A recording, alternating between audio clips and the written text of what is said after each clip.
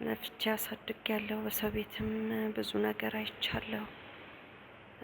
ጎዳናንም አይቻለሁ። አሁን ደግሞ የእሷን ምስር መቼም እናት በልጇ አይጨክንም። እምቢ ብላ ነው እንደዚህ ያደረገችውና አሁን እርሱ እንደው ያላደረኩት ነገር አለ ብለው የሚጸጽቱት ነገር አለ። ጉዳት ይደርስባታል ብዬ ደግሞ ሁሉንም ድብስብስ አድርገን ባለው ሁኔታ ያው እንደነገርነህ እናቷም ጥሩ ሰው ነች፣ የእሱ እናትም ጥሩ ሰው ነው። ያንን ሸፋፍነን አሳለፈን። ሰው አግታ ያንን ሁሉ ሰዓት ስለምናት ስመክራት ነበር። እሱም የራሱትን ጥረት ሲያደርጉ እንደነበር አውቃለሁ። እንደው ያንን ሰዓት እንዴት አዩት? እንዴት አሳለፉት? እንዴት ብዬ ልንገር? በጣም ነው የተሰማኝ። አለቀስኩ፣ ለመንኳት። ምትራራ አይደለችም። ምን አይነት በቀል እንደያዘች አላውቅም። ይቅርታን መቀበል ትልቅ ነገር ነው እና እኔ ሁላ ነገር ለምን እንደሆነ ለእኔም እንቆቅልሽ ነው። ዛሬም ላለሁበት ህይወት የባሰ ዙሪያ ጥምጥም ነው የሆነብኝ።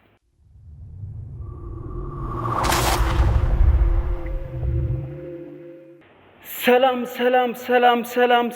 ውዴ ዞላ ቲዩብ ቤተሰቦች እንደምን ከረማችሁ? እንደምን አላችሁ? ሰላም ደስታና ፍቅር ለእናንተ ይሁንላችሁ እያለን እንግዲህ ዛሬ እጅግ በጣም ለየት ያለ ፕሮግራም ወደ እናንተ ልናደርስ እንግዲህ ሰዓታችንን ጠብቀን ተገኝተናል። እንግዳይን እየጠበቅኩ እገኛለሁ። በጣም አስገራሚ ጊዜ አሳልፈናል። ያለፉትን ጊዜያት ስናሳልፍ የነበረው ነገር እጅግ በጣም የሚያሳዝን ነው። እያወራው ያለሁት ሜላት ላይና እንግዲህ የሜላት ጓደኛ እናት ላይ የተከሰተውን ነገር ነው። እሳቸው እንግዲህ ከቤታቸው እንደተባረሩ ልጃቸው እንዳባረረቻቸው ትጦረኛለች፣ ትጠቅመኛለች ብለው ያሳደጓት ልጅ በመጨረሻ እንግዲህ አሳልፋ ለጎዳና ሰጥታቸው ነበር። መጨረሻዋም የእሷም አላማረም። እንግዲህ የእሷም መጨረሻ እስር ቤት ሆኗል። ማዘር ግን መጨረሻቸው እንደዚህ ነው እንደ የሚሆነው እያላችሁ ብዙ ሰዎች ስትጠይቁኝ ነበር። የእሳቸው ነገር ያሳሰበው ሰው ዛሬ እንግዲህ ማዘርን አግኝልኝ ብሎኝ እዚህ ቦታ ተገኝቻለሁ። ማዘርም እየመጡ ነው። ከእሳቸው ጋር ቆይታ የማደርግ ነው የሚሆነው። እናንተ ግን ይሄንን ፕሮግራም እስከ መጨረሻው ድረስ አይታችሁ ውለታ ዋሉልን ለማለት እንወዳለን። እንግዲህ ፕሮግራማችን ደግሞ ለብዙ ሰዎች እንዲደርስ ሼር እያደረጋችሁ ሀሳብ አስተያየታችሁን እየሰጣችሁ እስከ መጨረሻው ድረስ አብራችሁኝ ሁኑ እላችሁ። እኔ ዘላለም ዘገየ ነኝ። እስከ መጨረሻው ድረስ አብራችሁኝ ሁኑ።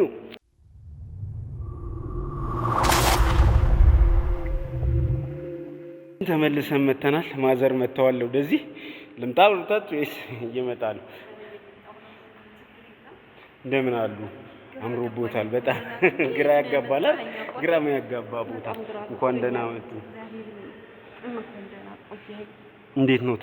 ሰላም ነው? መናገሩ ቃላቱ ራሱ ግራ ገብቶኝ ነው እኮ። የት ነው ይሄ ልጅ ዛሬ ጠራኝ የሚል ነገር እንደሚያሳስበው ታውቃለሁ።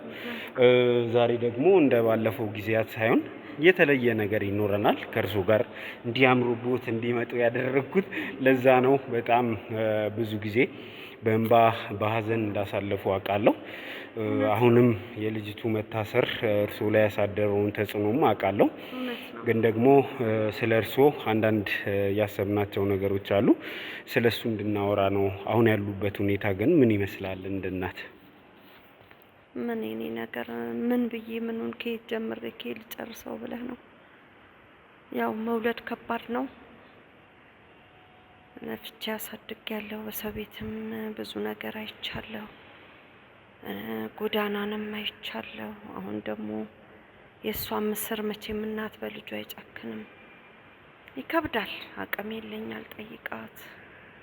እስር ቤት መቼም ብዙ ነገር ያስፈልጋል፣ ዘመድ ያስፈልጋል። ያውም እናት ያህል በጣም ውዝግብ ብዬ ነው ያለሁት። ምንም ከራሴ ጋር አይደለሁም። አውቃለሁ ያሉበትን ጭንቀት። እኔ ብቻ ሳልሆን ሌሎችም የሚረዱ አካላት የሚገባቸው አካላት አሉ። ስለዚህ ዛሬ እሳቸውን አገኘ ብለውኛል። ካሜራማን አብራችሁን ነው? እስቲ እንውረድና ዛሬ ከእርሶ ጋር ቆይታ የምናደርግ ነው የሚሆነው። ግን እንደው ብዙ መክረናል፣ ብዙ ዘክረናል። እቺ ልጅ እንድትስተካከል ባህሪዋን እንድታስተካከል ያልሞከርነው ነገር የለም፣ ያላልነው ያላደረግነው ነገር የለም። እምቢ ብላ ነው እንደዚህ ያደረገችውና አሁን እርሱ እንደው ያላደረኩት ነገር አለ ብለው የሚጸጽቱት ነገር አለ? እኔ እንግዲህ በአቅሜ እኔ ምን አላደረኩም ብዬ ልበል። በሰው ቤትም ተለጥፌ እሷ ላይ ችግር የነበረው ችግር ይዣት መግቢያ አጣው። እንግዲህ እዛ ጋር ደግሞ በሆን ልጄም ታድግልኛለች፣ ሰላም እንደዚህ አይነት ነገር ይደርስባታል ብዬ አላሰብኩም። ያው ደግሞ እግዚአብሔር መቼስ ቀና ያቆነና ያስተት ተፈጠረ። ያንንም ስህተት ደግሞ የባሰ ደግሞ ተመልሼ በወጣ ጎዳና ላይ ሌላ ደግሞ ስህተት ይፈጸማል፣ ሌላ ጉዳት ይደርስባታል ብዬ ደግሞ ሁሉንም ድብስብስ አድርገን ባለው ሁኔታ ያው እንደነገርነህ እናቷም ጥሩ ሰው ነች፣ የእሱ እናትም ጥሩ ሰው ነው። ያንን ሸፋፍነን አሳለፈን። እሷም እግዚአብሔር ይመስገን ቀን ወጥቶ እናቴ አይዞሽ ብላ ደግሞ ቤትም ራሷን ችላ መኖር ጀመርን። ያው እንደገና ደግሞ መኖር እንደጀመርን ያው ለታሪክ ተፈጠረ። ውስጧ ቂም ይዛለች ልጅቷ። በመጨረሻ ቀን እንግዲህ እሷ ላይ ያየነው ነገር ትንሽ ከባድ ነበረ። እኛም ስናስበው በጣም የከበደን ነገር ነበረ። መሳሪያ ይዛ ሰው አግታ ያንን ሁሉ ሰዓት ለምናት ስንመክራት ነበር። እሱም የራሱትን ጥረት ሲያደርጉ እንደነበር አውቃለሁ። እንደው ያንን ሰዓት እንዴት አዩት? እንዴት አሳለፉት? እኔ በጣም ነው የደነገጥኩት። ለምን እሱም ያሳደግኩት ልጄ ነው፣ እሷም ልጄ ነች። እንደውም ሊጠፋፉ ወይን አንድ ነገር ታደርገው ይሆን? በጣም ነው የደነገጥኩት። የምናገረውን ራሱ በቃ ከቁጥጥር ውጭ ነው የሆንኩት እና እንዴት ብዬ ልንገር? በጣም ነው የተሰማኝ። አለቀስኩ፣ ለመንኳት። ምትራራ አይደለችም። ምን አይነት በቀል እንደያዘች አላውቅም። እኔ እንደዚህ አይነት ሆድ የለኝም። በእርግጥ ተበድላለች፣ አልተበደለችም አልልም። ግን ነገሮች ደግሞ ዛሬ ተቀይረዋል። ያንን ሊክሳት አልቻለም መሰለኝ። ህመሟን የምታውቀው እሷ ነች። ያማል። ግን ሰው እናት የገደለ ከገዳዩ ጋር እኮ አብሮ ይኖራል። ሰላም ከተፈጠረ ይቅር ከተባባለ በእግዚአብሔር ይቅርታን መቀበል ትልቅ ነገር ነው እና እኔ ሁላ ነገር ለምን እንደሆነ ለእኔም እንቆቅልሽ ነው። ዛሬም ላለሁበት ህይወት የባሰ ዙሪያ ጥምጥም ነው የሆነብኝ። እንግዲህ ትንሽ አሳዛኝ ነገር ነው ያጋጠመን። ዛሬ ግን እስቲ ከእርሶ ጋር ቆይታ የምናደርግ ነው የሚሆነው። እንግዲህ ውድ ተመልካቾች ቆይታችን ይቀጥላል። እስከ መጨረሻ ድረስ አብራችሁን ሁኑ ስንል ይህንም ቪዲዮ እያያችሁ ሀሳብ አስተያየት እየሰጣችሁ ከኛ ጋር እንድትሆኑ ነው። እስከ መጨረሻ ድረስ አብራችሁኝ ሁኑ። እንግባ።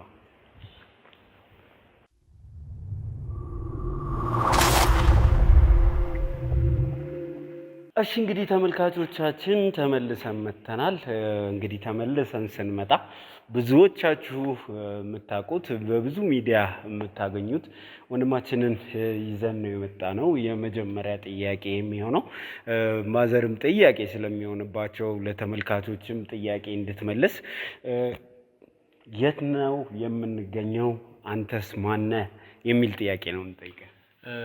እሺ አመሰግናለሁ። በመጀመሪያ ያው ለተመልካችም በድጋሜ ላስተዋወቅ የበለጠ ደግሞ ለእናታችን ማለት ነው። በመጀመሪያ እንኳን ደህና መጣችሁ እያለሁ እናታችን ያው ዞላ መቼም አንተ ያው ቤተኛ ነህ ለኛ። ስለዚህ አንተንም በድጋሜ እንኳን ደህና መጣ። ስሜ የዓለም ዘውድ እባላለሁ። የሰመር ሪል ስቴት የሽያጭ ሴልስ ማናጀር ነኝ። አሁን ላይ የመጣችሁት ወደ ሰመር ሪል ስቴት ነው። ሰመር ሪል ስቴት ምንድነው የሚለውን በተወሰነ ደረጃ እንደው እኛም ብሪፍሊ መስማት ስላለብን ተመልካችም መስማት ስላለበት ሰመር ሪል ስቴት ማን ነው ምንድነው የሚለውን ባክግራውንድ አስይዘን። በጣም ጥሩ። ሰመር ሪል ስቴት ከዚህ በፊት በሞርጌጅ እና ትራንስፖርቴሽን ላይ በውጭ ሀገር ላይ ሲሰራ የነበረ ድርጅት ነው። አሁን ላይ ደግሞ ሀገራችን ኢትዮጵያ ላይ በሪል ስቴቱ ዓለም ላይ ተሰማርቶ ሰዎችን የቤት ባለቤት እያደረገ ነው ያለ። ብዙዎችም የቤት ባለቤት ሆነዋል። ለአብነት ያህል ብንጠቅስ በካሳንችስ ሴቶች አደባባይ ላይ G+18 የሚሆን ህንፃ ልቅም ጥንቅቅ አድርጎ ለደንበኞች በተባለው ሰዓትና ጊዜ አስረክቧል። እንደምለው ሁሌ እንደምደጋግመው ከዚህ በላይ ምስክሮቻችን እኔ ከማወራው በላይ ደንበኞች ለኛ እማኝ ናቸው ብዬ አስባለሁኝ። ሰመር ሪል ስቴት ሴቶች አደባባይ ካሳንቺስ ጋር G+18 ለደንበኞች በተባለው ጊዜ እንደዚሁም ደግሞ ቤቱን ስታንዳርዱን በጠበቀ ጥራት ዘመን ተሻጋሪ የሆኑ ቤቶችን ለደንበኞች አስረክበናል። ከኔ በላይ ደንበኞች ምስክር ናቸው ብዬ አስባለሁ። ይሄን ነው በተደጋጋሚ የምለው ቃለው ዘሌ ይሄን ነው የምለው። ከዚህ እኛም በተደጋጋሚ ያየነው ሳይት ነው። ሰመርን እምነቱንም ከፍ ያደረገ ነገር ይመስለኛል። ምንም ጥያቄ የለውም። ከዚህ በነገራችን ላይ ሙሉ አቅሙ ነው ተጠቅሞ ይሄን ሳይት የገነባው ለደንበኞች ያስረከበው። ውስጡ በጣም ነው የሚያምረው። በጣም ሌክጀሪ የሚባል ዘመን ተሻጋሪ በቃ የማይሰለች ቤት አለ አይደል? እሱን ነው ገንብተን ለደንበኞች ያስረከበው። አሁን ደግሞ ከዛ ጋር ተያይዞ ቡልጋሪያ ጋር መብራቱ ላይ ማለት ነው እሱ ላይ ወደ 1200 ካሬ የሚሆን ከባለ 1 መኝታ ጀምሮ እስከ ባለ 3 መኝታ ያ ማለት ከ81 ካሬ ጀምሮ እስከ 182 ድረስ ማለት ነው ለሽያጭ ለቀናል። እንደዚሁም ሱቆች ከ18 ካሬ ጀምሮ እስከ ከፍተኛው ድረስ በተለያዩ ካሬ አማራጮች አሉን። እሱን በኋላ በደንብ በዝርዝር የምናወራ ይሆናል። ሰመር ሪል ስቴት እንግዲህ በቅርቡ የለቀቀው የቡልጋሪያውን ሳይት ነው። የቡልጋሪያው ሳይት ደግሞ በጣም ብዙ የተለዩ ነገሮች አሉት ብዬ አስባለሁ። ከሎኬሽን ጀምሮ እጅግ በጣም ብዙ ትርፋማ የሚያደርግ ለኢንቨስትመንት የሚጠቅም ነገር አለው ብዬ አስባለሁ። ይህንን ደግሞ እናንተ እንደ ባለሙያ የምታዩበትን እይታ እንደው ለተመልካቾቼ ለእኔ ተመልካቾች ምናልባትም ቤት ለመግዛት ሀሳብ ላላቸው ሰዎች እስቲ እንደው አብራርተህ ብትነግረን ሎኬሽን ዋይዝ ያለውን ጥቅም። ኦኬ፣ በጣም ጥሩ። ቡልጋሪያን አንድ ሰው ቡልጋሪያ ላይ ገዘው ካለ ቤት ቦሌ ላይ ገዘው ማለት ይችላል፣ ሳር ቤት ላይ ገዘው ማለት ይችላል፣ ሜክሲኮ ላይ ገዘው ማለት ይችላል፣ መስቀል ፍላወር ላይ ገዘው ማለት ይችላል።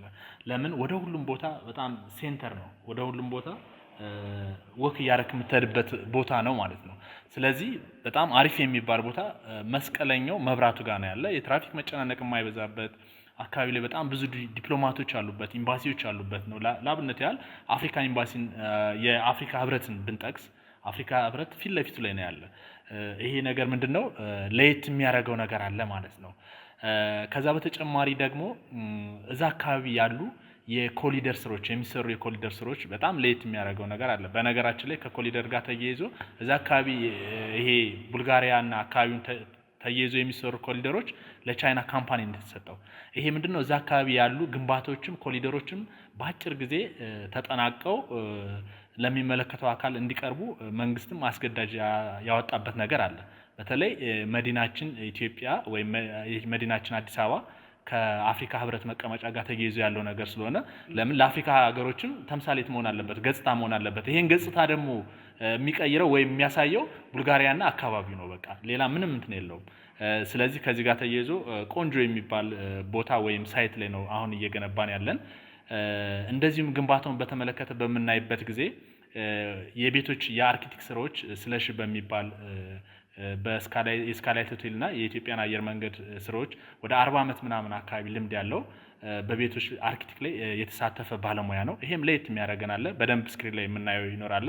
እንደዚህም ህንጻው እንዴት ነው የሚገነባው፣ ውስጥ ላይ ያሉ ፋሲሊቲዎች ምንድናቸው የሚለውን በምንመለከትበት ጊዜ ወደ G+25 ነው አጠቃላይ የሚገነባ። ቤዝመንት 4 አለው። ይሄ አራቱ ሙሉ ለሙሉ የመኪና ፓርኪንግ በቂ የሆነ መኪና ፓርኪንግ አለው።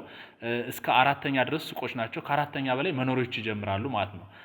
እዚህ ላይ ለየት የሚያደርገው ከሱቆችና ከቤቶች በተጨማሪ በነገራችን ላይ ለኦፊስ የሚሆኑ በጣም ሰፋፊ ካሬዎችንም ለሽያጭ ለከናል። ለየት ብለን የመጣንበት ነው ይሄ በነገራችን ላይ ማለት ነው። እነዚህ ነገሮች ለየት ያደርገዋል። በጣም ብዙ አሚኒቲዎች አሉ። እነዚህ ስታንድ ባይ ጄኔሬተሮች፣ የከርሰ ምድር ውሃ፣ ስቲል ጄኔሬተሮች ቢቋረጡ እንኳ ባካፕ ባትሪ ያላቸው ሊፍቶች 4 ሊፍት ነው በአንድ ወለል የተገጠመ። በወለል ላይ የሚኖሩ የሰዎች ብዛት 6 ነው። እነዚህ ነገሮች ምንድነው ህንጻውን በደንብ ሞር ተወዳጅ ያደርጉታል። አብዛኛውን ህንጻው የተገነባበት አብዛኛው በመስተዋት ይበዛዋል። ይሄ በዋናነት አላማው ምንድነው ወደ ቤታችን ቬንቲሌሽን እንዲገባ ወይም ብርሃን እንዲሆን ነው። ጨለማ የሚባል ክላስ በእያንዳንዱ ላይ በታምራ አናገኝም። የመዋኛ ገንዶች አሉ፣ የልጆች መጫወቻ፣ ጂም፣ ላይብራሪ፣ ስፓ፣ ዴኬር እነዚህም በሙሉ ምን አለፋ ምንም በቃ ይሄ ቤት ሲሰራ የዛሬ 20 ዓመት 30 ዓመት ቡልጋሪያ ላይ የሚሰሩ ቤቶች ምን ይመስላሉ ተብለው ነው የተለያዩ ባለሙያዎች ተሰባስበው ፊቸሪቲውን አይተው ነው ይሄ ግንባታ የተገነባው ማለት ነው። ይሄን ይመስላል ዘሌ። እሺ፣ በጣም ደስ ይላል።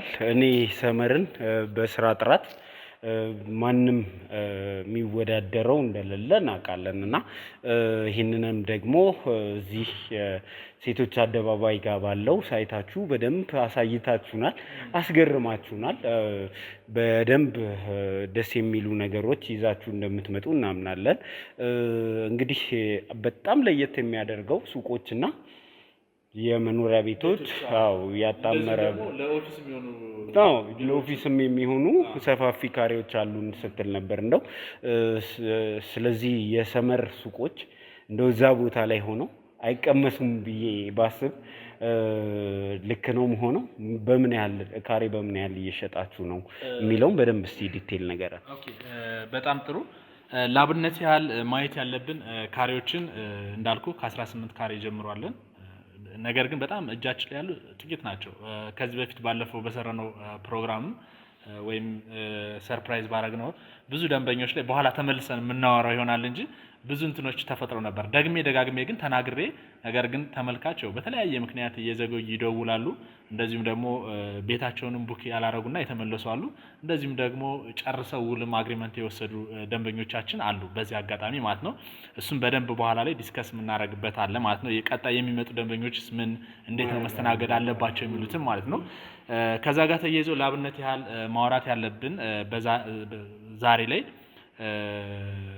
ወደ 22.9 ካሬ ነው የምንመለከተው ማለት ነው። ይሄ 22.9 ካሬ ጠቅላላ ዋጋውን በምናይበት ጊዜ 4,580,000 ብር ይሆናል። የዚህ ዳውን ፔመንቱ 687,000 ብር ነው የሚሆኑ ማለት ነው። ዳውን ፔመንቱ 15% ነው። በነገራችን ላይ አብዛኛውን የትም ቦታ በምናይበት ጊዜ 25% ነው ዳውን ፔመንት የሱቅ የሚከፈለው ማለት ነው። እኛ ላይ ግን 15% ዳውን ፔመንት ነው። ምናልባት 100% ከፍላለሁ ለሚል ተመልካቾቻችን ወይም እንግዲህ ለሌላም ለሚለው 3,982,608 ብር ይሆናል ማለት ነው። እነዚህን የሱቆችን ነው እየተመለከትን ያለን ወይም ካንተ ጋር በድጋሜ መጨረሻ ላይ የምናወራው አለ። እሱን ነው እያወራ ያለ ጠቅላላ አድርጌ ማለት ነው። እንዲሁም ቤቶችን በምናይበት ጊዜ 81 ካሬውን ላብነት ያህል ብናይ ወደ 7,333,000 ነው። ቅድመ ክፍያው 733,000 ይሆናል ማለት ነው ባለ አንድ መኝታ። ባለ ሁለት መኝታውን ብናይ በጣም ቆንጆ የሚባል በጣም አሪፍ የሚባል ባለፈው ያው በአንተ በኩልና በጓደኞቹ ተሰባስቦ ሰርፕራይዝ የተደረገችው 134 ካሬዋ እሷ በተለይ አሁን ላይ የተወሰኑ ቤቶች እጃችን ላይ ይገኛሉ። እሱን በምንመለከትበት ጊዜ ወደ 12,105,000 ይሆናል። 1,200,000 ዳውን ፔመንቱ ነው 10% ማለት ነው። ከዚህ ጋር ተያይዞ በነገራችን ላይ አከፋፈሉን እንደው ለተመልካቾችም ግልጽ ለማድረግ ያህል 10% ነው ለቤቶች በካሬ 10% ነው አሁን እንትን እያስከፈል ያለ የአንድ ካሬ ዋጋ 89,000 ነው። ከዚህ በፊትም አስተዋውቀዋል። ይሄ 89,000 ይቀጥላል አይቀጥልም የሚለውን የምንሄድበት የምናወራበት ይሆናል ማለት ነው። አሁን ላይ ለሚመጣል ማለት ከባድ ነው በጣም ጊዜ መጥቶ ለሚይዝ ሰው እንጂ እሱን ነው እያልኩ ያለ። የባንክም 50-50 ኦፕሽን አለው። አንድ ሰው ለምሳሌ 50% ብቻ ነው እንዲከፍል የሚጠበቅበት ማለት ነው። በነገራችን ላይ ቤቱ በመገንባት ላይ ያለ ነው ዘሌ። አንዳንዶች አሁን ያለቀ ነው ምናምን ብለው ይደውላሉ። እኛ ግልጽና ግልጽ ነው የምንናገረው ማለት ነው። በመገንባት ነው ያለው። ከ2 ዓመት እስከ 2 ዓመት ተኩል ግንባታው ይፈጃል። ያ ግን በተባለው ጊዜ ማለት ነው። አሁን አንዳንዶች በዚህ ሰዓት ባታስረክቡትስ ምናምን እያሉ ብዙ ጥያቄዎችን ያበዛሉ። እዛ ጋር እኛ የመጀመሪያው ለደንበኞቻችንና ለእኛ ስንል እናስረክባለን። ይሄን እንኳን ባይኖር መንግስት ያስገድዳል። ቅድም እንዳልኩት እዛ ጋር ለቻይና የተሰጠ ኮሊደር ነው። ያ ኮሊደር ጋር ተያይዞ እዛ አካባቢ ያሉ ቤቶች በሙሉ መጠናቀቅ አለባቸው ብሎ መንግስት በራሱ ያስገድዳል ማለት። ስለዚህ ከተባለው ጊዜ ወደዛና ወደዚህ አይኖርም። ጥንቅቅ አድርገን ለደንበኞች እናስረክባለን ማለት ነው። ይሄን ይመስላል ዘሌ። ምናልባት ሌሎችም ካሬዎች አሉ። እነሱን ካሬዎች ደግሞ ሞር በደንብ ደንበኞች እየደወሉ እያንዳንዱ ነገር በግልጽ መረጃ ከዚህ በፊት ለደንበኞቻችን እንደምንሰጣቸው እንሰጣለን ማለት ነው። እኛም እዚህ ጋር የምናስቀምጠው ስልክ ቁጥር እናንተ እዚህ ማብራሪያ ላይ ያላገኛችሁትን ነገር የበለጠ እንድታገኙ የሽያጭ አማካሪዎች ደግሞ ለናንተ የተሻለ ነገር ከፍሎር አንጻር ከቤት አቀማመጥ አንጻር ብዙ ነገር ያማክሯቸዋል። ያላችሁን ገንዘብ ይህን ያህል ገንዘብ አለኝ ምን ማድረግ እችላለሁ፣ ምን መግዛት እችላለሁ የሚል ጥያቄ ብታነሱ እነሱ እንዴት ማድረግ እንዳለባችሁ አከፋፈሉንም ጭምር በደንብ ያስረዷቸዋል። ይህን ስልክ ቁጥር ተጠቀሙበት፣ እየደወላችሁ ጠይቁ፣ መረጃ ጠይቁ፣ በደንብ እንትን በሉ። እንግዲህ ያሉትን ካሬዎች ከዘረዘርና ያልቀረ እንደው ከገንዘብ አንጻር ሰመር እዛ ቦታ ላይ በ89,000 ብር ካሬ እየሸጠ ይቀጥላል ብዬ አላስብም። ምናልባት ይሄኛው እንደ ፕሮሞሽን የተሰጠ እድል ነው ብዬ አስባለሁ። እንደው ከዋጋ አንጻር ቤቶቹ ባለ 1 መኝታ፣ ባለ 2 መኝታ እያልን እስቲ ቤቶቹ ከዋጋ አንጻር ያላቸውን እንትን ጠቅለል አድርገህ ንገረን። እሺ፣ በጣም ጥሩ ዘሌ። በነገራችን ላይ ያው ስለ ቅናሹን በተመለከተ ከካሜራ እይታ ውጭ በደንብ ብዙ ስንከራከር ስናወራ ነበረ። እውነት ለመናገር 1-2 ደንበኞችም ተመልሰውብናል። አሁን ላይ ግን ምንድነው ያው አንተም ደግመህ መታለ፣ እንደዚህም ደግሞ እነዛን ደንበኞች በምን እናስተናግዳቸው? አሁን ባለፈው 5 ሰው ነው ብለናል። 5 ሰው ካስተናገርን 1 ሰው ከጨመርን ሌላም ሰው ማስተናገድ አለብን ወይም እዛ ላይ መቆም አለብን። ስለዚህ የተመለሱ ደንበኞችንም እንደ ማኔጅመንት ተወያይተን የደረስንበት ውሳኔ አለ። እሱንም በድጋሚ ለማሳወቅ ነው። እድሉ አሁንም ተጨማሪ ለ5 ሰው ይሰጥ የሚል አለ። ደንበኛ ወደ ቢሮአችን መጥቶ አንድም ደንበኛ መመለስ የለበትም ተብሏል። ያው አንድን ደንበኛ ቤት ገዥ ለማግኘት ያው ይከብዳል አይደለ? ምናልባት አንተን አምነው ነው የሚመጡ፣ ካንተ በተጨማሪ ደግሞ ይሄን ድርጅት አምነው ነው የሚመጡ። እንደዚህ እምነት አሳድረው ለሚመጡ ደንበኞች ደግሞ ተመለሱ ብሎ መግፋት ያው አንዳንዴ ከባድ ነው ተብሎም ስለታሰበበት ለ5 ሰዎች ዲስካውንት ወጥቷል። ይሄ እስካሁን ሳወራ የነበረው ወይም የሱቁንም ቅድም ስገልጽ የነበረው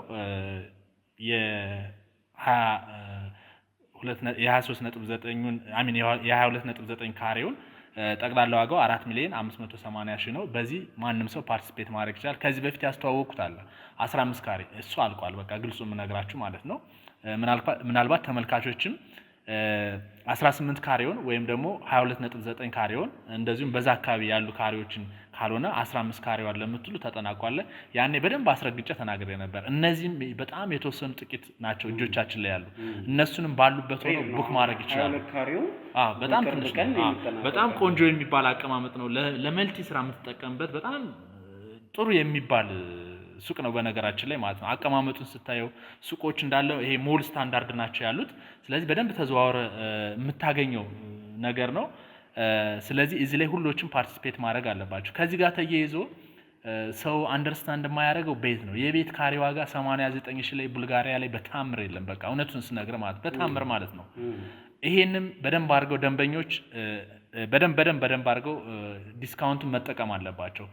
ሲጨምር ቢያንስ በአንድ ቤት ላይ እስከ 1.5 እስከ 2 ሚሊዮን ብር ጭማሪ እንጨምራለን ማለት ነው። ሶ ሪሴል ማድረግ ቢፈልጉ እንኳን ይሄን ቅድም ብለዋል አንተ አሁን የተወሰነ ብር እጃቸው ላይ ኖሯቸው ካማከሩን ብዙ አማራጮች አሉ በነገራችን ላይ ማለት ነው። ለምሳሌ 10% ባይሞላላቸው እንኳን 5% ከፍለው የተወሰነ ጊዜ እኛ እንሰጣቸዋለን የፎይታ ጊዜ ማለት ነው። ዋናው ነገር ማማከር ነው። ማማከር እሱን ነው። ስለዚህ ከዚህ ጋር ተያይዞ 89,000 ብር ነው ለቤቶች የምንሸጥ። ለሱቆች ደግሞ ቅድም እንዳልኩት በካሬ እስከ 200,000 ብር ድረስ ነው እየሸጥን ያለ። እዚህ ጋርም ግልጽ እንዲሆንላቸው ከዚህ በፊት ተመልካቾች ምንድነው የቤቱ የሱቅ ዋጋ ይመስላቸዋል። በነገራችን ላይ በካሬ 200,000 ብር በጣም ቅናሽ ነው ሱቅ ማለት ነው። የቤቶች ደግሞ 89,000 ብር ነው። ቅድመ ክፍያችን ለሱቅ 15% ነው፣ ለቤት ደግሞ 10% ነው። እሱ ብቻ አይደለም፣ ዋጋው ብቻ አይደለም የሚጨምረው። ነገራችን ላይ ዳውን ፔመንት ራሱ ከፍ ይላል። ለቤቶች 15% ነው የምናደርግ። ከቀጣይ ከዚህ ከ5 ሰዎች በኋላ ለሚመጡት ለሱቅ ደግሞ 25% ነው የምናደርግ። ከ10 እና ከ15 በላይ ከፍ አድርገው ለሚከፍሉ ሰዎች እውነተኛ ቅናሽ እናደርጋለን እስከ 25% ድረስ ማለት 100% ለሚከፍል እስከ 25% ድረስ እውነተኛ ቅናሽ እንሰጣቸዋለን። ስለዚህ ዘሌ አጋጣሚ ማዘርን ይዛቸው መምጣታቸው ያው ይሄን እድልም ለደንበኞች ይዞ መጥቷል። በደንብ ብዙ አውርተናል። ያወራው ነገር ያው ብዙ ነገር ተጫውተናል፣ ብዙ ነገር አውርተናል ካንተ ጋር። እንግዲህ ማዘርም የደረሰባቸውን ነገር ተመልካቹ ያውቃልና እንደው ዛሬ ወደዚህ ስንመጣ የማዘርን ጉዳይ ወደ አንተ ይዤ ስመጣ እኔ ብዙ ጊዜ የትኛውን ነገር ትመርጡልኛላችሁ ብዬ ነው ወደ እናንተ የምመጣው እንጂ መርጬ ወስኜ አልመጣም። ምክንያቱም እናንተ የምታማክሩት ነገር በጣም ወርቅ ነው የሚሆነው። ባለፈው ያደረክልን ነገር አለና ዛሬም ጥሩ ነገር አማክረናል ከማዘር ጋር በተያያዘ። እስቲ እንደው ሱቆቹን አቀማመጥ እያየን ዲስከስ የምናደርግበት ሁኔታ ካለ ወደዛ እናምራ እስቲ። ኦኬ ጥሩ። በነገራችን ላይ ማዘር ነገሩን እያንዳንዱን ነገር እከታተላለሁ። በዚህ አጋጣሚ እንግዲህ አይዞት ይበርቱ ነው የምል። ያው አስቸጋሪ ነው ያለው ነገር። አንዳንዴ አሁን የደረስንበት ዘመንም አስቸጋሪ ነው። ልጅን ያውቃለሁ የሚልበት ሰዓት ላይ የደረስነው፣ ሁሉን ነገር ያውቃለሁ የምንልበት ላይ ነው። እንግዲህ መቼም እንግዲህ ወደ ኋላ ለበጎ ያደርጋል። ቅድም ሳነሳ የነበረው በዋናነት እየደጋገምኩ ሳወራ ለተመልካቾችም ስገልጽ የነበረ በስልክም ደውለ የትኛው ይሻላል የሚለውን 22.9 ካሬ ነው በጣም ቆንጆ የሚባሉ እነዚህ ሁለት ሱቆች ናቸው። አሁን አንደኛው ወደ አንተ ከመጣ አንድ ሱቅ ብቻ ይቀረናል ማለት ነው። ብዙ ጊዜ ደንበኛ ምንድነው እዚህ ጋር ያየውን የተሸጠውን ቤት ያን ካላገኘው ወይም ያን ሱቅ ካላገኘው ይላል። አንድ አለን እቺ ሱቅ ማለት ነው። ያችን ሱቅ ለመያዝ ደንበኞች ቀድመው መደወል ወይም ቡክ ማድረግ አለባቸው ባሉበት ላይ ማለት ነው። እሱ የበለጠ በደንብ ፕሬዘንት እናደርግላቸዋለን ሲደውሉ ማለት ነው። ስለዚህ የዚህን ዋጋ ካሬ ስንመለከት ጠቅላላ ዋጋው 4,580,000 ነው የሚሆነው ማለት ነው። ዳውን ፔመንቱ 8% 15% የምትከፍሉ ከሆነ 687,000 ይሆናል። በደንብ ሰርች ነው ያዘጋጀው። ይሄ መርጫው አቀማመጡስ ምን ይመስላል የሚለውን ስለምናየው ማለት ነው። በደንብ 100% የሚከፈል ከሆነ ደግሞ 3,982,608 ብር ነው። በነገራችን ላይ 50% ሲከፍሉ ቅናሽ እናደርጋለን፣ 25% ሲከፍሉ ቅናሽ እናደርጋለን። ምናልባት 100% ለሚከፍል ምን ያህል ይሆናል የሚለውን ነው በደንብ ለተመልካችም ለአንተም እያስረዳ ያለ ማለት ነው። 687,000 ከፍለው ከዛ ሌላውንስ እንዴት ነው የሚከፈለው የሚለውን እንደ ቤቱ ፕሮግረስ ነው። የፎይታ ጊዜ ያለ ምናልባት ከ8 ወር በኋላ ሌላ ሁለተኛ ክፍያ ሊጠየቅ ይችላል 15% ማለት ነው። ከዛ አሁንም ቀጣይ ከአንድ አመት በኋላ ይጠየቅና ሌላውን ግን ቤቱን ወይም ሱቁን ተረክበው ቤቱ ላይ አለያም ቤቱ ላይ እየኖሩ ወይም ቤቱን እያከራዩ አለያም ሱቁ ላይ እያከራዩ ለረጅም ጊዜ እስከ 15-25 ድረስ 50% አያይዘው መስራት ይችላሉ ማለት ነው። ከባንክ ጋር ውጣ ውረድ የለባቸውም። እኛንን የምናያይዘው ከባንክ ጋር። ይሄንም ለተመልካች ግልጽ ለማድረግ ነው። በዚህ አጋጣሚ እንደው ዘሌ ከዚህ በፊትም አሁንም ደግሜ የምነግረው ሱቅ ቤት ወይም ለመግዛት ሀሳብ ኖሯችሁ ትንሽዬ ብር ኖሯችሁ ማለት ነው ምናልባት 200,000 ብር ጀምሮ ሊሆን ይችላል። ነገር ግን ነገ ልሙላ ከነገ ወዲያ ልሙላ ስትሉ በዛ ልክ ደግሞ እናንተ ብሩን ስታሟሉ ዋጋው ስለዚህ በቃ ሳይገናኙ እንደተራራቁ ነው የሚኖሩት። ስለዚህ ማንኛውም ሰው ባለበት ላይ መወሰን አለበት። የተጀመረ ነገር ሳያልቅ አይቀርም። እኔ ይሄ በዚህ አምናለሁ። እኛም ደግሞ ብዙ እንትኖችን እንሰጣቸዋለን እናማክራለን ማለት ነው።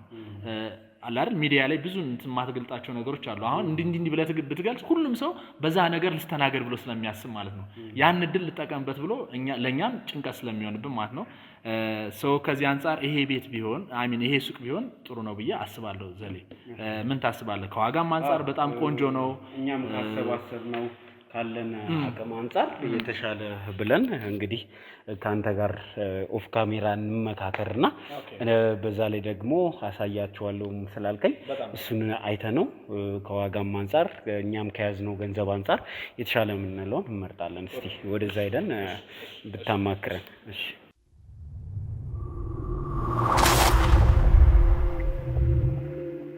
ሱቆች ምን ይመስላሉ የሚለውን በደንብ እንመለከታለን። ምናልባት ዘሌ ላንተ አዲስ አይደለም ግን እንደው ለማዘርም እስኪ በደንብ ይይት የሚለውን ነው። ተመልካችም ደግሞ በደንብ የመረጥነው ሱቅ ይሄን ነው እንደኛ ማለት ነው። ይሄ ለምን መረጣችሁት የሚለውን በምንመለከትበት ጊዜ አንደኛ ከሊፍቱና ከደረጃው ፊት ለፊት ነው ማለት ነው። የመጀመሪያ ልክ እንደገባ የምታገኘው ይሄ ነው። በነገራችን ላይ ከዚህ ጋር ተያይዞ ተመሳሳይ ሱቆች እነዚህ ያሉ እነዚህም ተመሳሳይ ናቸው። እዚህ ጋር ሮቴት የሚያደርገው ማለት ነው። ሰዎች የሚበዙበት ምንድነው ከደረጃና ከሱቅ እንዳሉ እዚህ አካባቢ ላይ የሰዎች ፍሰት ይበዛል። ስለዚህ ከዚህ ጋር ተያይዞ እችን ሱቅ ብትሆን ጥሩ ናት ብለን አስበናል ማለት ነው። ካሬውም 22.9 ነው። በጣም ጥሩ የሚባለው በነገራችን ላይ ይሄ ነው እንግዲህ የኛ ምርጫ ዘሌ። ምናልባት አንተም አትታማም በነገራችን ላይ በመምረጥ ባለፈው 134 ካሬዋን በደንብ አመራረጥ እስካሁን ድረስ እንትን ይለብኛል ያየበት እይታ ማለት ነው። ስለዚህ ይሄን ነው ምናልባት አንተ ሀሳብ ካለ ብጨምርበት። እኔ እንግዲህ እውነት ለመናገር ሰመሮች ቤተሰብ ናችሁ።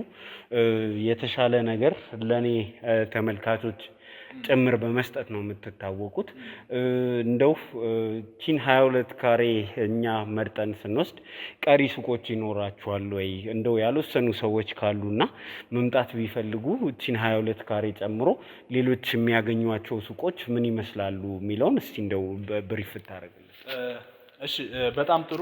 ምናልባት ውድ ተመልካቾች እዚህ ጋር ማየት ያለብን የመጀመሪያው ሱቁ ይሄ ሞል ስታንዳርድ ነው። በጣም ቆንጆ የሚባለው ሳይቱን በተደጋጋሚ እንትን ብያቸዋለሁ። በጣም መስቀለኛ ቦታ ላይ ነው ያለ። አሪፍ የሚባለው ይሄ ለቁልፍ መሸጫ ተብሎ የሚሸጥበት ዋጋ ነው። በነገራችን ላይ ዳውን ፔመንቱ መጀመሪያው ዳውን ፔመንቱ ዋጋውን ብቻ ሳይሆን ዳውን ፔመንቱ ከፍ ሳይልባችሁም እሱም መግዛት አለባችሁ። 25% 50% ከሆነ ትንሽ ብር ያላቸው መክፈል ይቸገራሉ። በነገራችን ላይ ዘሌ ማለት ነው።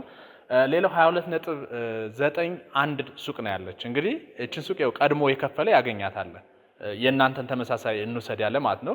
ነገር ግን ከዛ ጋር ተያይዞ ሌሎችም ቆንጆ የሚባሉ አማራጮች አሉ። ቢያንስ 3-4 ሱቆች ይኖሩናል ማለት ነው። በተመሳሳይ ካሬ የሚቀራረብ ምናልባት የአንድ ካሬ የሁለት ካሬ ልዩነት ያላቸው ማለት ነው። ከፍም ዝቅም የሚሉ ማለት ነው። እነዚህን ሱቆች ተሎ ብለው ደንበኞች በእጃቸው ማስገባት አለባቸው። ምናልባት ይሄን ሚዲያ ብዙ ዲያስፖራ ይከታተላል ብዬ አስባለሁኝ። በተለይ ለዲያስፖራ ባሉበት ላይ ሆነው ቡክ ማድረግ ይችላሉ። እነሱ ማለት 200 ሺህ ብር ቡክ ያደርጉና ለማሰቢያ 2 ቀን 3 ቀን ተጨማሪ እንሰጣቸዋለን። ያው ቤት አንድ አይገዛም። ከቤተሰብ ጋር ዲስከስ ይደረጋል፣ ከጓደኛ ጋር ሰምቲንግ ሌላ አማራጮችም ካሉ አማራጮች ነው ያሉ። እስከዛ ድረስ 200 ሺህ ብር ቡክ አድርገው ዋጋውን ማስከበር ይችላሉ። የሚፈልጉትን ካሬ መያዝ ይችላሉ። ከዛ በኋላ ግን የማይስማሙ ከሆነ ምንድነው ምንም አይነት ተቆራጭ ሳይደረግ ብራቸው ሪፈንድ ይደረግላቸዋል ማለት ነው።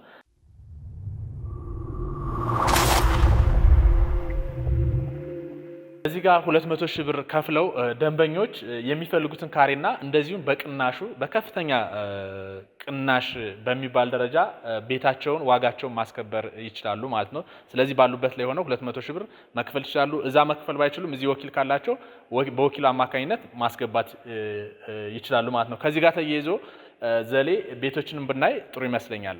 በዚህ አጋጣሚ ተመልካቾች ማለት ነው ቤት የመግዛት ፍላጎት ያላቸው ሰዎች ደግሞ ቤቶቹን እንዲያዩ እናደርጋለን። ኦኬ እሺ። እዚህ ጋር ቤቶችን በምንመለከትበት ጊዜ ቅድም እንዳልኩኝ የተለያዩ የካሬ አማራጮች አሉ። እነዚህ ሱቆች ናቸው እስከ 4ኛ ድረስ። እዚህ መሀል ላይ ያለ ራሱን የቻለ ስፔስ አለ። በጣም ሰፊ የሆነ ቅድም የጠቀስኩት የልጆች መጫወቻ፣ ጂም፣ ላይብራሪ፣ ስፓ፣ ዴኬር እነዚህ በሙሉ ያለበት ማለት ነው። መኖሪያዎች ከዚህ ይጀምራሉ ማለት ነው። ከላይ ቴራሱ ላይ ደግሞ የመዋኛ ገንዳና እንደዚሁም የተለያዩ ቪአይፒ የሚባሉ ቦታዎች ተዘጋጅተዋል። እዛ ላይ እንግዶች በሚመጡበት ጊዜ በአንዴ ማለት ነው የ3 ቤተሰብ ማስተናገድ የሚችል ቦታ ከቴራስ ላይ ተዘጋጅቷል። በጣም የሚያምርና ቆንጆ ነው። ከዚህ በተጨማሪ የቤቶችን ዲዛይን አቀማመጣቸው ምን ይመስላል የሚለውን በምንመለከትበት ጊዜ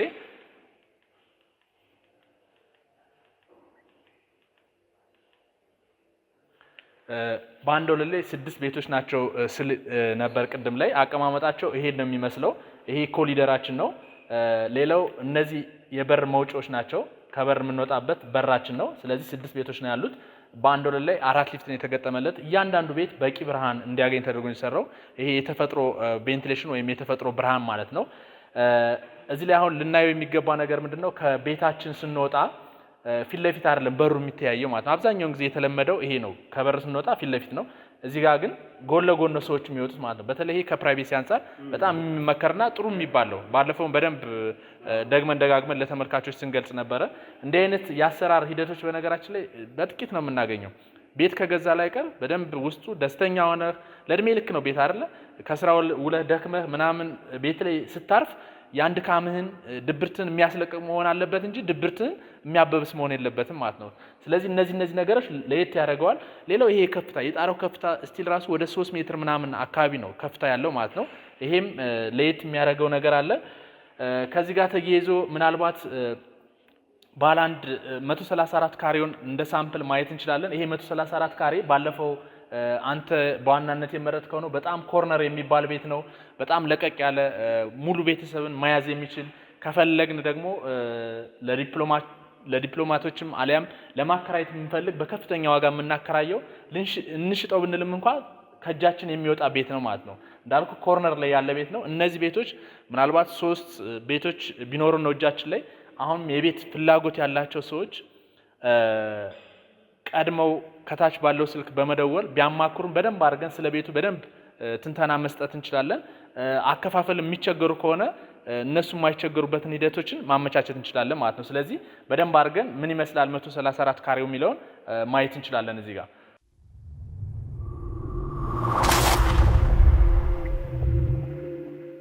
እዚህ ጋር ነው 134 ካሬው ይሄን ይመስላል ዲዛይኑ። ይሄን በምንመለከትበት ጊዜ መግቢያችን ይሄ ነው። ከመግባታችን በፊት እዚህ ጋር ምን አለን? የሰራተኛ ማደሪያ ይኖረናል። ከዛ ትንሽ ወክ እንዳደረግን ምን ሳሎን እናገኛለን። ይሄ ሳሎኑ በጣም ለቀቅ ያለ ነው። ዳይኒንጋችን እዚህ ጋር አለ። ሶፋችን እዚህ አካባቢ ነው የሚኖረው። ሌላው በዚህ ስንሄድ ይሄ ኪችናችን ነው የሚኖረው። በኪችን በኩል በረንዳ ይኖረናል። የተለያዩ ጭሳጭስ ነገሮች ሲኖሩ በተፈጥሮ ቬንቲሌሽን አማካኝነት ወደ ውጭ ይሄዳል ማለት ነው። እንደዚህም ሽቶዎች ሊኖሩ ይችላሉ። ያ ማለት ቅመማ ቅመሞች በተለይ እኛ አበሾች እናበዛለን። ስለዚህ ይሄ በረንዳው በጣም ወሳኝነት ነው ማለት ነው። ይሄ ክሎዝ ኪችን ነው። ከፈለግን እኛ ኦፕን ማድረግ እንችላለን። ለየት ይላል ያልኩኝ ቤቱ ወይም የመረጥኩበት በዋናነት ይሄ ነው። በዋናነት ለየት የሚያደርገው ኦፕንም ክሎዝም ማድረግ እንችላለን። ደን ቀጣይ እዚህ ላይ ኮመን ሻወር ሽንት ቤት ይኖረናል ለጋራ የሚሆን ማለት ነው። እዚህ ጋር ዋናው ማስተር ቤድሩሙ ራሱን የቻለ እስከ ሻወር ሽንት ቤቱ ይኖረናል። ተጨማሪ አንደኛው መኝታ ቤት እዚህ ይኖራል ማለት ነው። እንትኖችን በምናይበት ጊዜ መኝቶች ወደ አንድ ጎን ነው ለብቻቸው የተሰበሰቡት። ሳሎኑ ለብቻው ነው፣ ኪችኑ ለብቻው ነው ማለት ነው። ይሄ አንዱ ካንዱ የሚደበላለቅ አይደለም። አብዛኛውን ጊዜ አሁን እዚህ ጋር ሳሎን ይኖራል፣ ወደዚህ መኝታ ቤት ይኖራል፣ ወይም ወደዚህ ሰምቲንግ ማለት ግራ የሚያጋባ ማለት ነው። ይሄ ግን ወደ አንድ ነው ሁሎችም የተሰበሰቡ። እነዚህ ነገሮች በጣም ለየት የሚያደርግ ነው። ከፈለግን ይሄ ሪዲዛይን አድርገን ባለ 3 መኝታ አድርገን መስራት እንችላለን። በጣም ቆንጆ የሚባለው ፕሊዝ ከዚህ በፊት ሱቆች ላይ በጣም መታችሁን በአካል ቅሬታ የፈጠርኩባችሁ ደንበኞች አለ። በተለይ ዋጋ አልቋል ብዬ የመለስኳችሁ፣ እንደዚህም ሱቅ የለም ብዬ 15 ካሬ የለም ብዬ የመለስኳችሁ አሉ። አሁን በዋናነት አስረግጬ የምነግረው ምናልባት በዘላለም ፊት ዘላለም ምስክር ይሆናል። እነዚህ ቤቶች በጣም ጥቂት ናቸው። እድሉን ተጠቀሙበት። ሱቅ ያሉን 18 ካሬ አንድ ሱቅ ብቻ ናት ያለችን። እንደዚሁም 22.9 ወይም ዘሌ እሱ የመረጣት እኔና እሱ የመረጥናት እሷ ከሱ በተጨማሪ አንድ ይኖረናል ማለት ነው። ከዛ ጋር ተያይዞ ሌሎችም ተቀራራቢ የሆኑ ካሬዎች አሉ። እነሱም ቢሆኑ ብዙ አሉ ማለት አይደለም፣ ምርጫ የለንም።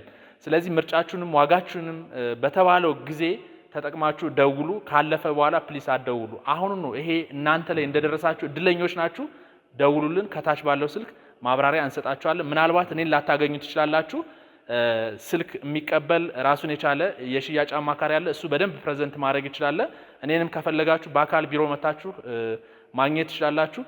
ወደ ቢሮአችን ስትመጡ በጣም ብዙ ቻናሎች ላይ ሰመር የተለያዩ ዩቲዩቦች ላይ ስለሚያሰራ ስፔሻሊ ይሄን ቅናሽ ያደረግነው አንድና አንድ ለዘላለምና ለዘላለም ነው። ስለዚህ ዘላለም ማለታችሁን አትርሱ። እንደዚሁም ደግሞ ቢሮ ስትመጡ የዓለም ዘውድ ማለታችሁን አትርሱ ለማለት ያለው ዘሌ በጣም ይቅርታ። በደንብ ደንበኞች ላይ አጥብቄ የተናገርኩ የሚገጥመኝን ችግር እኔ ስለማቅ ነው። እሺ እንደው ቁጭ ብለህ በማዘር ዙሪያ ያለውን ነገር ዲስከስ ብናደርግ እሳቸውም ጥያቄ እየሆነባቸው ስለሆነ ነው።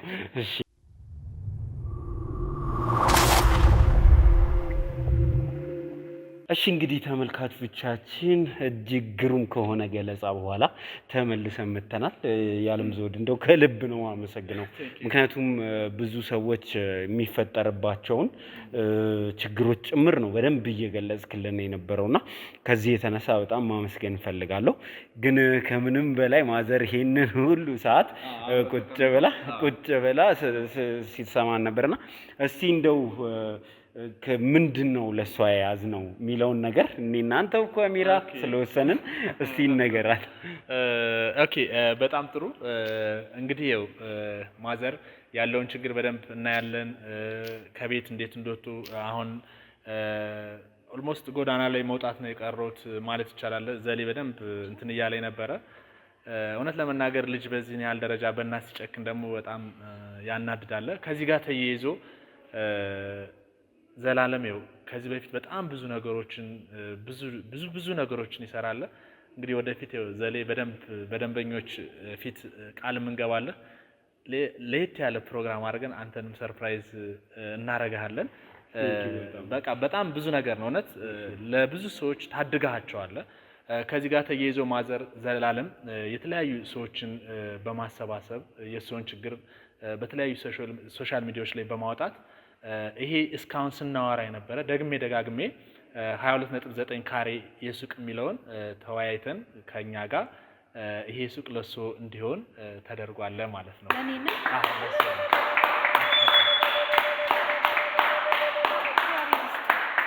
እግዚአብሔር ከሜዳ ይሰበሰባችሁ። በጣም እናመሰግናለን ማዘር።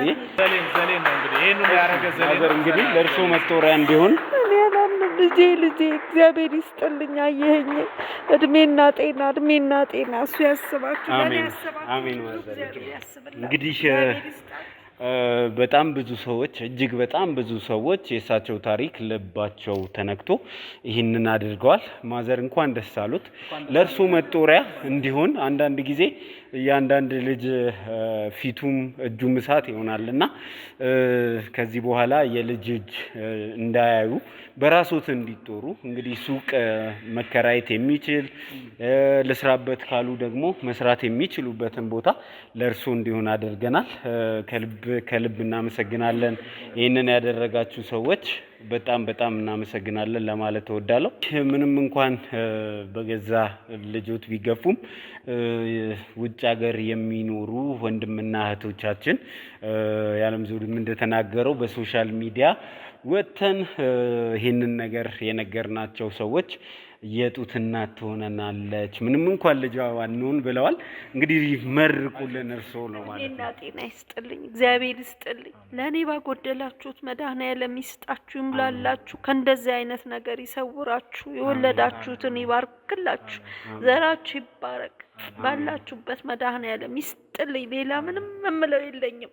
እሱ ባጎደላችሁት ለእኔ ይምላልኝ፣ እሱ ይምላላችሁ። አሜን። እንግዲህ ተመልካቾቻችን ማዘር በጣም ትንሽ ሰርፕራይዝ አድርገናል። ሀሳባቸው እንዳልነበረ በጣም እርግጠኛ ነኝ። እናንተን እንግዲህ ለመጨረሻ ጊዜ የዓለም ዘውድ ማስተላለፍ የምትፈልገው መልእክት ካለ ለአንተ እድል ልስጥና ከእሳቸው ጋር ወደ መፈራረሙ እንሄዳለን። ኦኬ፣ በጣም ጥሩ። በመጀመሪያ ማዘር እንኳን ደስ አሉት። ይሄን ላይ ያደረገ ያው በነገራችን ላይ ዞላ ቲዩብ ነው። ብዙ ነገሮችን እያስተዋወቀ ታሪኮትን ከዚህ በፊት ማስተላልፋለ እና እውነት ለመናገር የሚባለውን ሳይሆን ዘሌ በጣም እኛም እንደ ድርጅት አንተን እናመሰግናለን። ብዙ ነገሮችን የምታረግ ነው። ከዚህ ጋር ተያይዞ እንግዲህ ብዙ ተመልካቾች ይሄን በማየት አድናቆታችሁንም ለዘላለም ግለጹ። እንደዚሁም ወደኛም ደግሞ ቤት ለመግዛት የምትፈልጉ እንደዚሁም ሱቅ ለመግዛት የምትፈልጉ ደንበኞች ዘላለም ለናንተ ጥብቅና የቆመ ወይም እናንተ የቀጠራችሁት ነው የሚመስለው። እውነት ለመናገር ለደንበኞችስ ቅናሽ ይሰጥልኝ ሲመጡ አሁንስ ምንድነው እያለ በጣም ብዙ ሲከራከረን ነበረ። ለአምስት ሰዎች ለአንዴና ለመጨረሻ ጊዜ ማለት ነው ለአምስት ቀድሞ ለሚመጡ ለአምስት ሰዎች ቅናሹን ከዚህ በፊት ወይም ከዚህ ቀድሜ በተናገርኩት ዋጋ እናስተናግዳቸዋለን። ይሄን ስናደርግ ግን እውነተኛ ዋጋውን እውነተኛ ቅናሹን እንሰጣቸዋለን። እድሉን ተጠቀሙበት ፕሊዝ። አንድ ነገር ግን አጥብቄ የምነግራችሁና የማሳስባችሁ ነገር ካለፈ በኋላ እንዲህ ተብሎ ነበር እኮ እንዲህ ነግራችሁ ነበር እኮ ለምን አመለጠኝ አትበሉ። ያመለጣችሁ ሰዎችም አላችሁ፣ የመለስናችሁ አሉ፣ የመለስናችሁ ደንበኞች አላችሁ። በጣም ይቅርታ እየጠየቅ አሁንም ቀድመው ከሚመዘገቡ 5 ሰዎች እንድትመዘገቡ ከታች ባለው ስልክ እንድትደውሉ እናሳስባለን። ዘሌ እድሜና ጤና ይስጥልን። በጣም እናመሰግናለን። ማዘርን በድጋሚ እንኳን ደስ አላት። እሺ አሁንም ለሁሉ የቆምከን አሁንም እግዚአብሔር አምላክ ካንተ ጋር ይሁን። በረገጥክበት ሁሉ እግዚአብሔር እሱ ይቁምል፣ እሱ ይቅደምል። እግዚአብሔር ይስጥል።